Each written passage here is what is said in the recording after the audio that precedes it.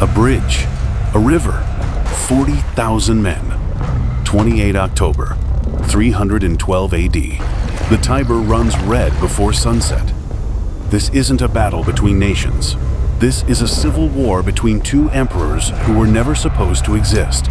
Two suns, overlooked by a system designed to kill ambition. Two armies, 9 kilometers north of Rome, fighting for an empire that's already dead. One man will drown in armor that weighs more than his crown. The other will see a sign in the sky and change the world forever. This is the story of how a bridge collapsed and a religion rose from the blood.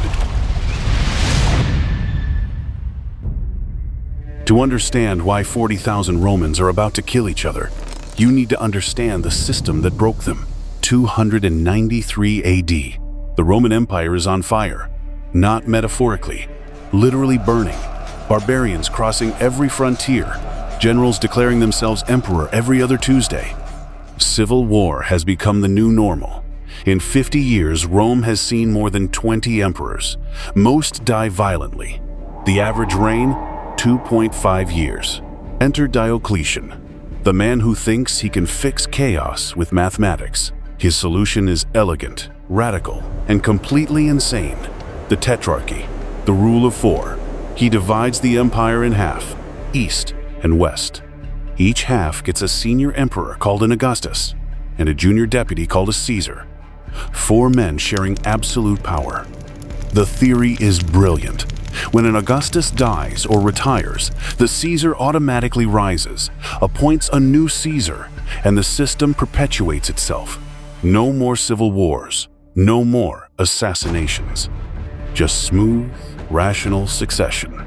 There's one problem, one tiny detail Diocletian overlooked: human nature. The system is anti-dynastic by design.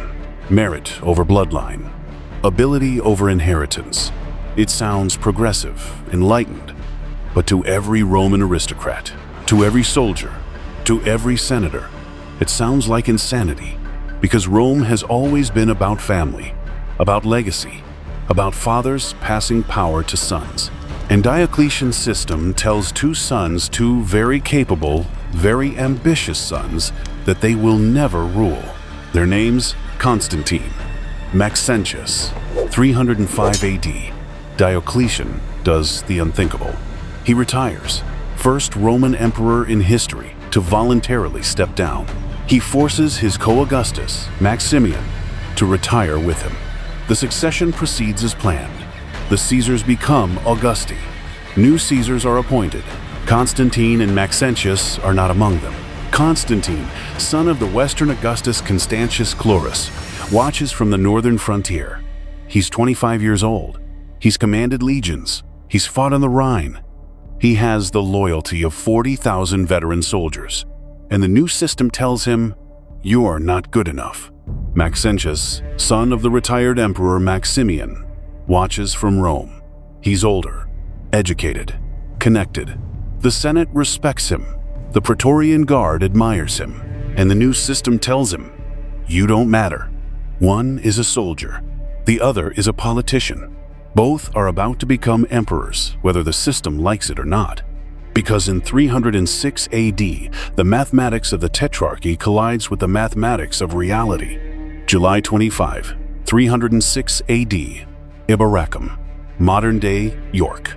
Constantius Chlorus, legitimate Western Augustus, dies of natural causes. His son Constantine is at his bedside. The troops are camped outside. According to the Tetrarchic Constitution, the senior Augustus Galerius, ruling from the east, should appoint a successor. The troops don't wait. They proclaim Constantine as Augustus. Right there, over his father's cooling corpse. It's a military coup disguised as inheritance. It's illegal. It's unconstitutional. It's also irreversible. Constantine sends a message to Galerius. "The army has spoken. Recognize me or fight me." Galerius, 3,000 kilometers away, calculates the cost of civil war. He compromises. He recognizes Constantine, but only as Caesar, not Augustus. It's a slap, a humiliation. Constantine accepts, for now. He's 26. He has time. But the wound is open. The precedent is set. If Constantine can force recognition through military power, what's stopping anyone else? The answer arrives 3 months later. From Rome, October 28, 306 AD, exactly 6 years before the battle that will decide everything. The Praetorian Guard, the elite kingmakers of Rome, are furious. The Tetrarchs are trying to disband them. They're trying to tax the city like a common province. Rome, the eternal capital, is being treated as an afterthought. The new capitals are Milan, Trier, Nicomedia. Rome is a museum. The Guard needs a champion. They find one living in the city, bitter and overlooked. Maxentius. They storm his villa, drag him to the Praetorian fortress, and proclaim him emperor. Maxentius hesitates. He's not a soldier. He's never commanded an army. But he looks at the faces of the guards, at the senators who've come to pledge loyalty, at the people of Rome who are chanting his name in the streets, and he accepts. 2 sons, denied by the system. Now wear the purple. The Tetrarchy is dead. The empire's about to tear itself apart. The years 306 to 312 AD are a masterclass in political murder. Galerius, the senior Augustus, refuses to recognize Maxentius. He sends the legitimate Western Augustus, Severus, to crush the usurper. Severus marches into Italy with a professional army. He expects a quick victory. Maxentius plays a card Severus never saw coming. He recalls his father, the retired Emperor Maximian, from his villa. Maximian still has prestige, still has authority, and critically, he commanded many of the soldiers now serving under Severus. When Severus's army sees Maximian riding beside Maxentius, they hesitate. Then they waver. Then they desert. Severus is captured. He's given a choice, suicide or execution. He chooses the blade. 1 down. Galerius himself invades Italy next. 308 AD. He brings a massive force. He advances on Rome, and then he stops. The Aurelian walls, 19 kilometers of stone surrounding the city, are impregnable. Galerius doesn't have siege equipment, doesn't have time. His supply lines are overextended. After weeks of staring at the walls, he retreats. Maxentius is now the undisputed master of Italy and North Africa. But he's trapped. He controls the richest provinces of the empire: Italy, Sicily, Corsica, Sardinia, and crucially, Africa, the breadbasket that feeds Rome. But he's isolated, surrounded by enemies. The other emperors refuse to recognize him. They call him tyrant, usurper. The Senate loves him. The people love him. But the rest of the empire wants him dead. Maxentius fortifies. He rebuilds Rome's defenses. He completes massive construction projects: the Basilica Nova, the Temple of Romulus, the renovation of the Circus Maximus. He's trying to make Rome great again, trying to prove he's a legitimate ruler, not a pretender. He consults oracles, performs traditional sacrifices. He's a conservative, clinging to the old ways, the old gods, the old Rome. Meanwhile, in Gaul, Constantine is becoming something else entirely. Constantine spends these years consolidating power. He crushes Frankish and Alemannic invasions on the Rhine. He eliminates rivals. In 310 AD, his father-in-law, the retired Emperor Maximian, tries to overthrow him.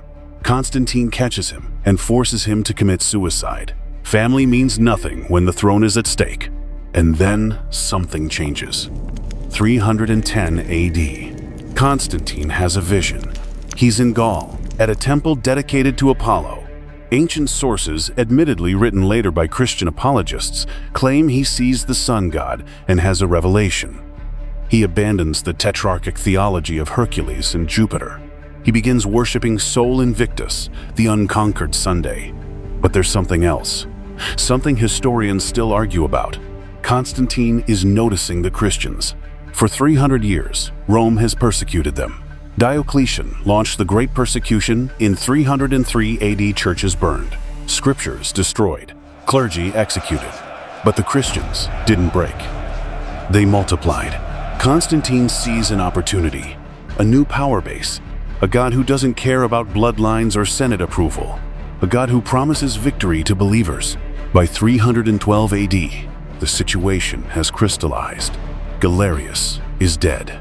The empire is divided among four men: Constantine in the west, Maxentius in the center, Licinius in the Balkans, Maximinus Daia in the east. Constantine and Licinius form an alliance. They're planning to carve up the empire. But first, Constantine has a problem. Maxentius controls Italy, and Italy sits between Constantine's Gaul and Licinius's Balkans. If the alliance is going to work, Maxentius has to die. Spring 312 AD. Constantine makes his decision. He's going to invade Italy. He's going to march on Rome. Everyone tells him he's insane. Maxentius has the Praetorian Guard, the most elite infantry in the empire. He has the fortifications. He has the money. Constantine has maybe 40,000 men, decent troops, Rhine veterans, tough Germanic cavalry, but it's not enough. Constantine doesn't care. He's 32 years old. He's waited long enough.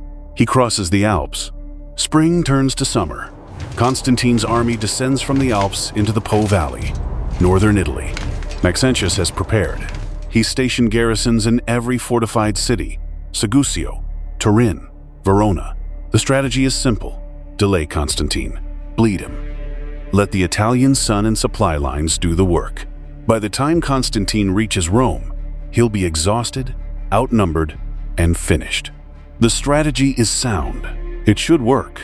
It doesn't, because Constantine doesn't besiege. He assaults. Segusio, the first city, is protected by mountains and walls. Constantine's engineers build siege towers overnight. His Germanic cavalry dismounts and storms the walls on foot. The garrison breaks. The city falls in days. Turin, larger, better defended. Maxentius's general, Pompeianus, meets Constantine in open battle outside the city. He has heavy cavalry, cataphracts in full armor. Constantine's Germanic horse should be slaughtered. Instead, Constantine employs a tactic he learned fighting barbarians. His cavalry doesn't charge. They feint, retreat, draw the cataphracts into broken ground where their weight becomes a liability. Then Constantine's infantry surrounds them and pulls them from their horses. Pompeianus dies in the mud. The city surrenders. Verona, the key to northern Italy, falls next. Constantine besieges the city, but Maxentius sends reinforcements under a general named Ruricius. Constantine splits his force, a suicidal move in conventional warfare. He leaves half his army at Verona and attacks Ruricius with the other half. He crushes him. Then he returns to Verona and starves it into submission. In 3 months, Constantine has taken all of northern Italy. The Senate in Rome is panicking. Messages are sent to Maxentius. Constantine is coming. He's not stopping. He's not slowing. He's not running out of supplies. Send the army north. Stop him before he reaches the city. Maxentius doesn't listen. He consults the Sibylline books, ancient prophecies kept in Rome's temples. The oracle tells him, on this day, the enemy of Rome will perish. Maxentius reads this as a promise of victory. He decides to meet Constantine in battle, but not far from Rome, right outside the city, at the Milvian Bridge. The oracle is right. The enemy of Rome will die. Maxentius just misread which enemy. October 27, 312 AD, the night before the battle, 2 camps, 9 kilometers apart, 40,000 men on each side, preparing to kill their brothers. Constantine's camp is north of the Tiber, near Saxa Rubra. His men are exhausted. They've marched over the Alps, fought 3 major battles, besieged multiple cities, and covered 1,000 kilometers in 4 months. They should be collapsing, but morale is high. Every impossible city has fallen. Every general sent against them has died. They're starting to believe their commander is invincible. Constantine doesn't sleep that night. He walks among the campfires, talks to his officers, Germanic cavalry captains with braided hair and wolfskin cloaks, Gallic infantry centurions scarred from Rhine frontier wars. These men don't care about Tetrarchy politics. They care about loot, about land, about survival. and they're starting to wonder if they've followed their general into a death trap, because tomorrow, they're not fighting barbarians. They're fighting Romans, professional Romans, the Praetorian Guard, and they're outnumbered. Constantine knows he needs something more than tactics. He needs belief. This is the night the vision happens, or the dream, or the propaganda. History can't agree. Lactantius, writing 2 years later, says Constantine had a dream. In the dream, a voice told him to mark his soldiers' shields with a Christian symbol, the Chi, the first 2 letters of Christ in Greek, superimposed to form a cross-like monogram. The promise: in this sign, you will conquer. Eusebius, writing 25 years later after becoming Constantine's friend, tells a bigger story. He claims Constantine saw a vision in the sky the day before the battle. A cross of light above the sun, with the words, "In hoc signo vinces," in this sign, you will conquer. That night, Christ appeared to Constantine in a dream and confirmed the vision, showing him the symbol to use. Modern historians are skeptical. Some think Constantine saw a solar halo, a natural phenomenon where ice crystals in the atmosphere create a cross-shaped pattern around the sun. Others think the whole thing was invented after the battle to justify Constantine's later conversion to Christianity. Still others believe Constantine cynically exploited Christian troops in his army, giving them a symbol to boost morale. But here's what matters. Here's what the documentary needs to show. Whether it was a miracle, a hallucination, or a calculated political move, Constantine believed it, or he acted like he believed it. And when morning came, he ordered every shield in his army marked with the Chi symbol, 40,000 shields, painted overnight. The Christians in Constantine's army, and there were many, especially among the lower ranks, see the symbol and weep. For 300 years, their faith has been illegal, persecuted, hidden, and now their general, the man leading them into battle, is putting their God's mark on every shield. The pagans in the army see something else. They see Sol Invictus, the unconquered sun, the god Constantine has been promoting. The Chi looks enough like a solar symbol to satisfy them. Constantine has unified his army under a single banner, a banner that means different things to different people. But to all of them, it means one thing: victory. Across the river, in Maxentius's camp, there is no unity. Maxentius's army is a patchwork. The core is the Praetorian Guard, 9 cohorts, maybe 4,500 men, the best heavy infantry in the empire. Elite, professional, loyal. These men know that if Constantine wins, they're finished. The Praetorians have been kingmakers for 300 years, and Constantine hates them. They'll fight to the death because they have no other choice. But the rest of Maxentius's army is garbage. He's conscripted civilians from Rome, bakers, shopkeepers, dock workers, given them shields and spears and told them to fight.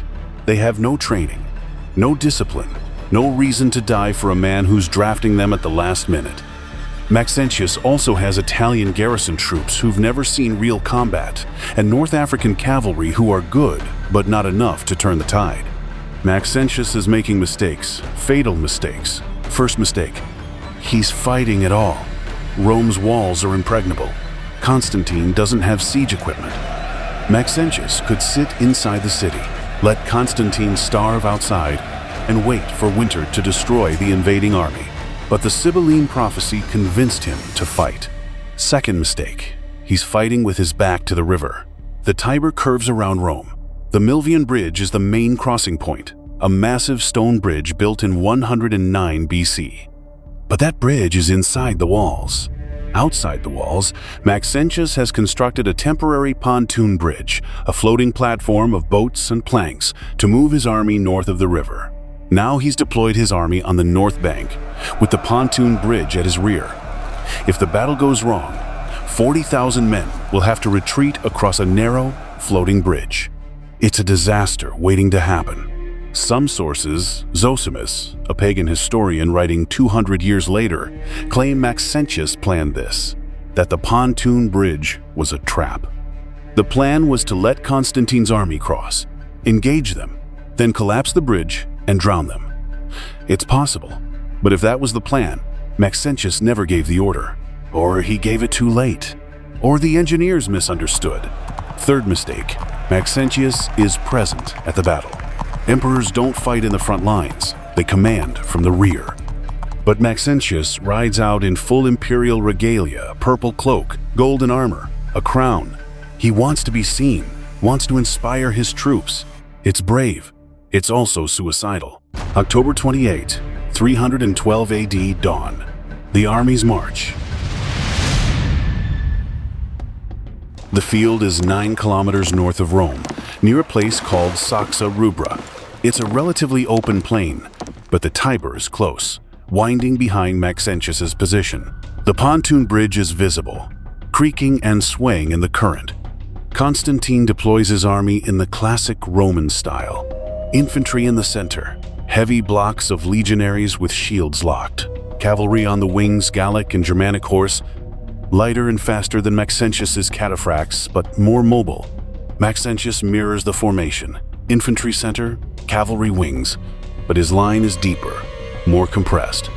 He has the numbers, but he also has the river at his back, which means his army has no space to maneuver. If the line breaks, there's nowhere to retreat except into the water. The two armies are 500 meters apart, close enough to see faces, close enough to see the Chi-Rho symbols on Constantine's shields glinting in the morning sun. A Praetorian centurion looks at those symbols and spits. They fight under the sign of cowards and slaves. Constantine rides to the front of his army. He's wearing a simple helmet, no imperial regalia. He wants his men to see him as one of them. He raises his sword. No speech, no rhetoric, just one word. Attack. The clash isn't gradual. It's instant. Constantine's cavalry charges first, not directly at the enemy line, but at angles, probing the flanks. Maxentius's cavalry counters. The two forces collide in clouds of dust and screaming horses. Lances shatter. Men fall. The Germanic riders use their lighter armor to their advantage, circling, harassing, refusing to commit to a sustained melee. In the center, the infantry advances. Constantine's legionaries march in tight formation, shields up, swords drawn. They're not running, they're walking, methodically, like a machine. Maxentius's conscripts see them coming and feel their bowels loosen. These aren't bakers facing bakers. These are veteran soldiers who've killed Franks and Alemanni, who've stormed cities, who've marched 1,000 kilometers and won every battle. And they're coming. The Praetorian Guard, stationed in the center or rear, watches the conscripts waver. They know what's about to happen. The lines meet. Shields slam into shields. The sound is thunder. For a moment, the formations hold. Then Maxentius's front line buckles. Not breaks, buckles. The conscripts are trying. They're stabbing with their spears, pushing with their shields, but they're not professionals. They don't know how to hold a line under pressure. Constantine's second rank pushes through the first, adding weight. The Constantinian line advances, 1 meter, 2 meters. The Maxentian line bends like a bow. On the wings, the cavalry battle is chaos. Maxentius's cataphracts are heavily armored, almost invincible in a straight charge. But Constantine's Germanic horse refuse to charge straight. They feint, scatter, regroup. They're using the terrain, the broken ground near the river, to negate the cataphract's weight advantage. Whenever a cataphract commits to a charge, the Germans split, let him pass, then surround him and drag him from his horse. It's not a cavalry battle, it's a hunt, and the hunters are winning. The moment comes suddenly. Maxentius's left-wing cavalry breaks. Not a slow retreat, a rout. The Germanic riders have isolated and destroyed the Maxentian wing, and now they're wheeling inward, crashing into the flank of the Maxentian infantry. The conscripts see cavalry coming from the side and panic. The line disintegrates. Men drop their shields and run, not toward the bridge, just away, anywhere but here. Constantine's infantry presses the center. They're not charging, still marching, still methodical. But now they're pushing against a line that's collapsing. The Maxentian conscripts are being enveloped, surrounded, compressed toward the river. The Praetorian Guard finally moves. They advance from the reserve, pushing through the fleeing conscripts and form a new line. Shields locked, swords ready. These men aren't running. The Constantinian infantry hits the Praetorian line and stops. For the first time in the battle, the advance halts. The Praetorians are everything their reputation promised. Disciplined, experienced, unbreakable. They're giving ground slowly, step by step. But they're not breaking, but they're alone. The rest of Maxentius's army is gone, fleeing toward the bridge. Thousands of men surge toward the pontoon bridge. The temporary structure was designed to move an organized army across the river. It was not designed to handle a panicked mob. Picture it, 20,000 men in full armor, running, pushing, trampling each other, trying to fit onto a bridge maybe 10 meters wide. The pontoons are made of boats, lashed together with wooden planks on top. They're already straining under normal weight. Now multiply that weight by chaos. The first section of the bridge holds. Men are crossing, screaming, pushing. Then the middle section starts to sink. The ropes are stretching. The boats are tilting. Men are falling into the gaps between planks. And then, with a sound like 1,000 trees snapping, the bridge collapses. Not slowly, all at once. The planks shatter. The ropes break. The boats capsize. And 20,000 men, weighed down by armor, shields, and weapons, plunge into the Tiber.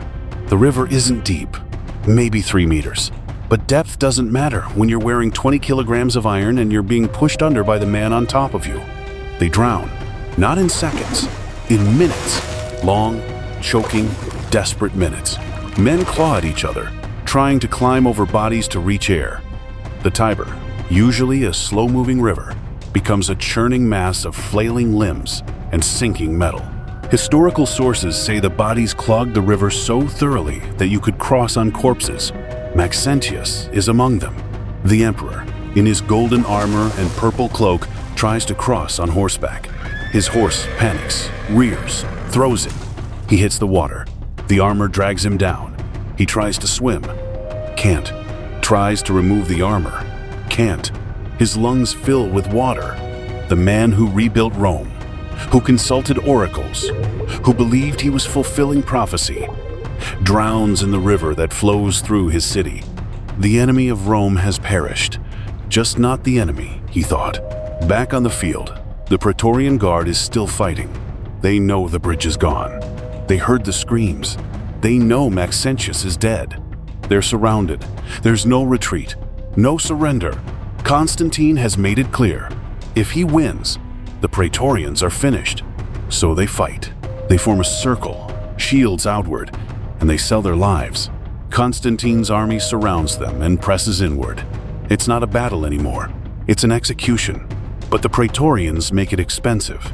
Every man who falls takes a Constantinian soldier with him.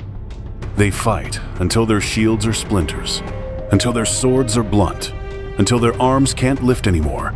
Ancient sources say they were cut down to the last man, that the ground was so covered with Praetorian bodies you couldn't see the grass. By noon, the battle is over. 40,000 men fought.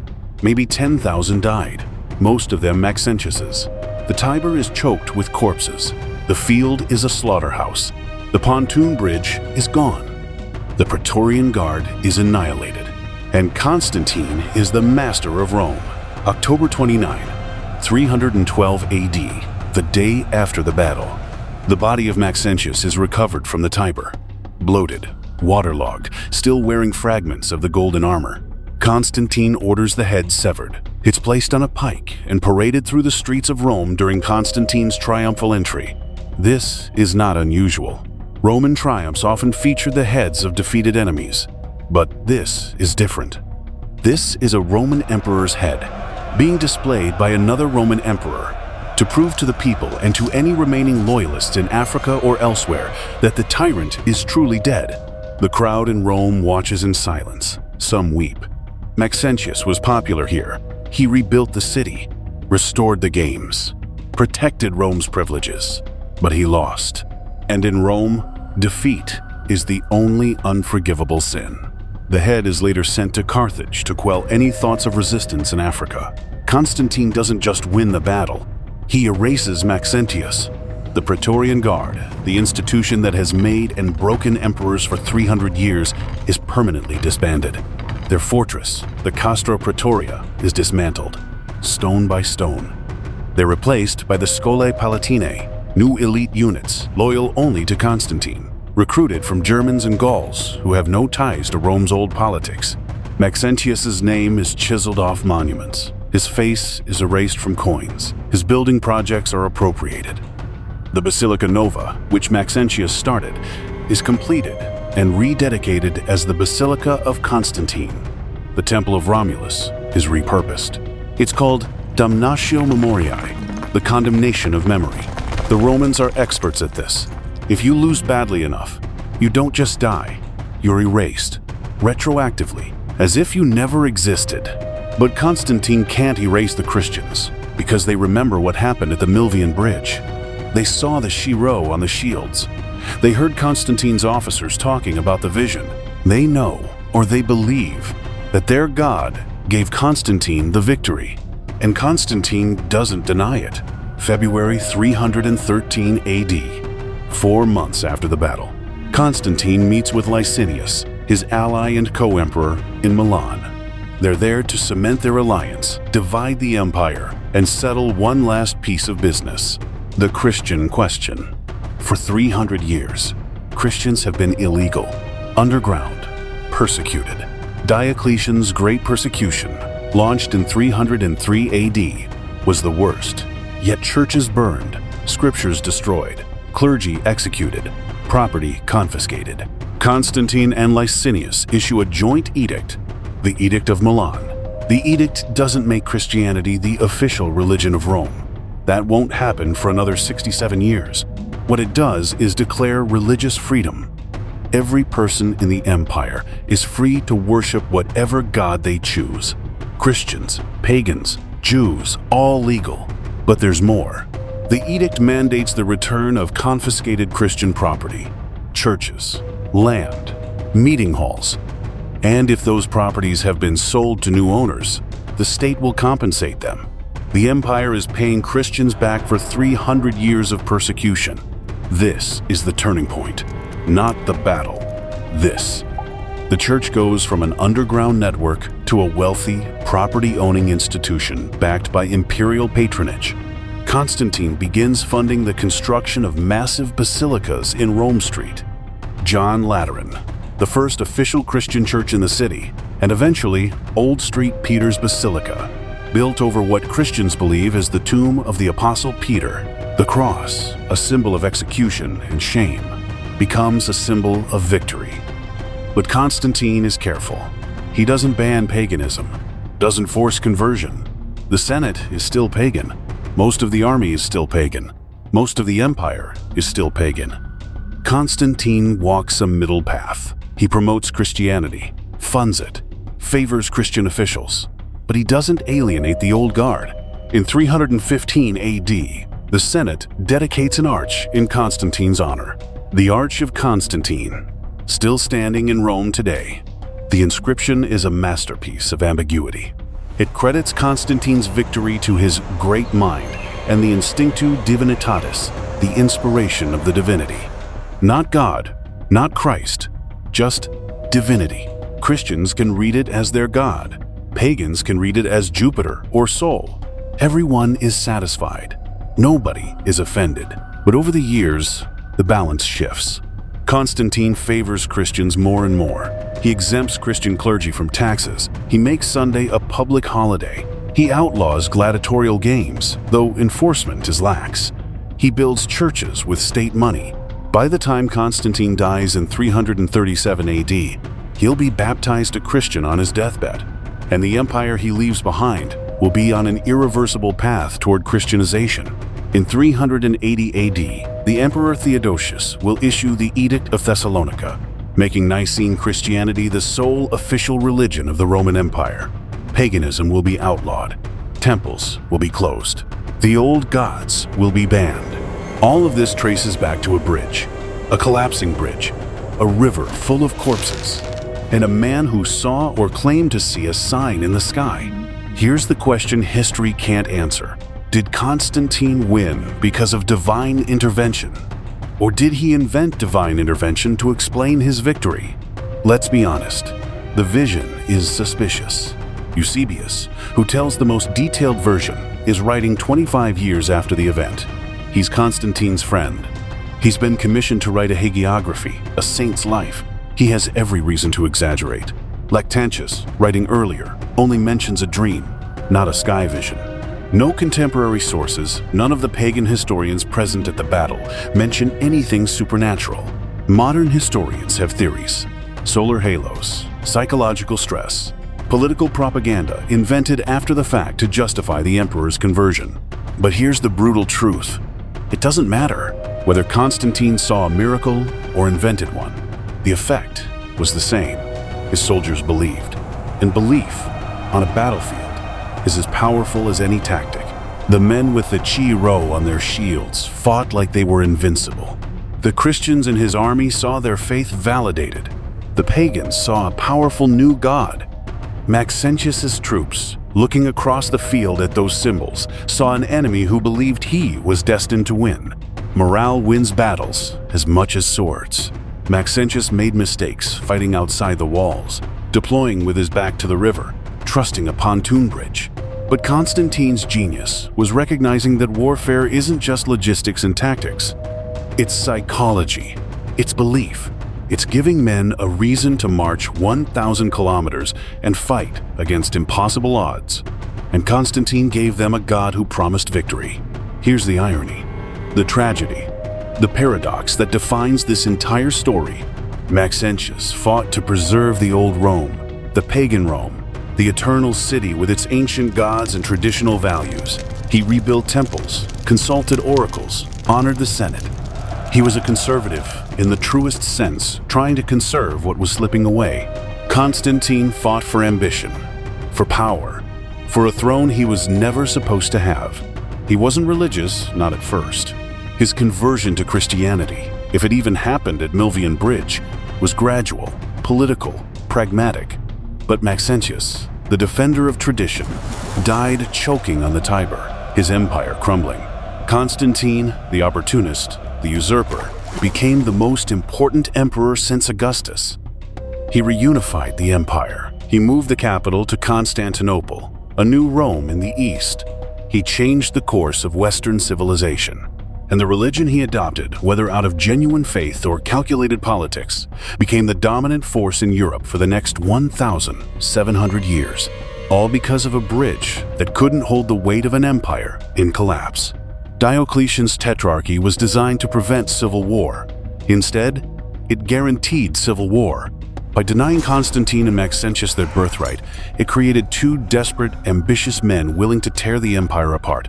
The Battle of the Milvian Bridge was the death of the Tetrarchy, the death of the old Rome, the death of paganism's dominance, and the birth of the Middle Ages. October 28, 312 AD. A bridge collapses. 10,000 men drown. One emperor dies. Another sees a sign. And the world changes forever. The Tiber, flowing red. Bodies floating downstream. A golden helmet, sinking into the mud. And on the north bank, 40,000 shields marked with the chi rho gleaming in the afternoon sun. The enemy of Rome has perished. Just not the Rome anyone expected.